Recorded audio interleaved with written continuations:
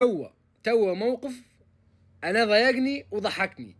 الاولى نسال الله ان يبارك لكم يعطيكم الصحه والعافيه. الثانيه جاني زبون متضايق قال لي انا شريت عطر تاج وطلع مش اصلي ودوه. كيف هالدوه؟ قلت له يا اخويا الغالي تاج من الشركه راسا، فضل من الله عز وجل الاصلي من الشركه. حلو.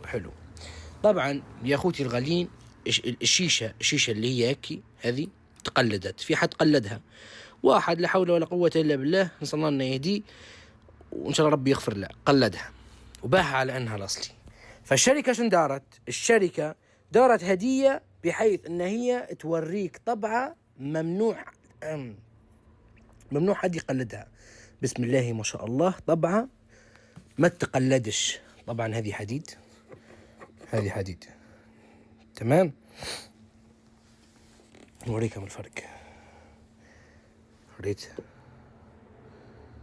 ريت شعار الشركة، ريت المقطع، ريت هذه الشيشة هذه ما تقلدش.